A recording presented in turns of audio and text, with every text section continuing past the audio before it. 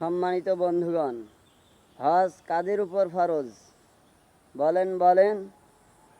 হজ ওই ব্যক্তির উপরে ফরজ বাড়ির আহাল পরিবার পরিজনদের ভরণ পোষণ মেটানোর পর, চাহিদা মেটানোর পর মক্কা মদিনায় যাতায়াতের খরচের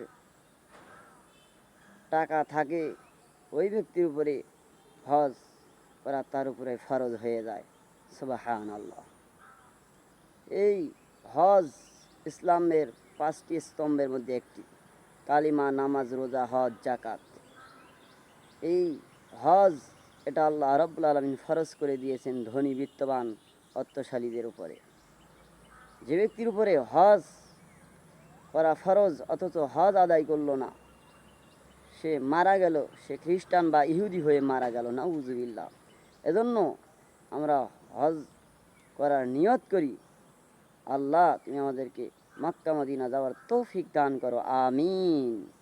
বহু দূরে মদিনা আমরা কেমনে যাব জানি না, দয়া কর দয়ার আল্লাহ পুরাও মনের বাসনা, লা ইলাহা ইল্লাল্লাহ।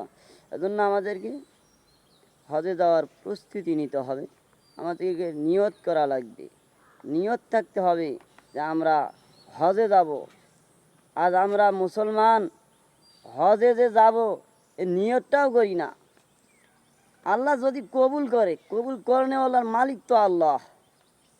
হজ, কুরবানি, নামাজ, জাকাত সব কবুল করার মালিককে আল্লাহ রাব্বুল আলামিন। এজন্য আমরা হজে যাওয়ার নিয়ত করি ইনশাআল্লাহ। আজ করোনা ভাইরাসের কারণে বিগত 2টি বৎসর থেকে হজে যেতে পারতেছে না হাজি সাহেবেরা। আল্লাহ তুমি করোনা মহামারী আক্রান্ত থেকে আল্লাহ সারা বিশ্ববাসীকে হেফাজত করো। আল্লাহ মক্কা মদিনায় যারা যাওয়ার নিয়ত করেছে আল্লাহ তাদের কপাল খুলে দাও। আয় আল্লাহ, 3টা কাজ করলে জীবনের গুনাহ মাফ হয়ে যায়।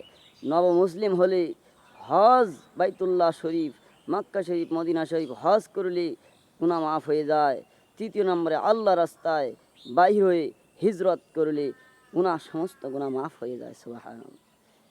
এজন্য আমাদের সকলেরই নিয়ত করতে হবে যে আমরা যেন আল্লাহ আমাদেরকে মক্কা মদিনায় হজ করার তৌফিক দান করুক, আমিন।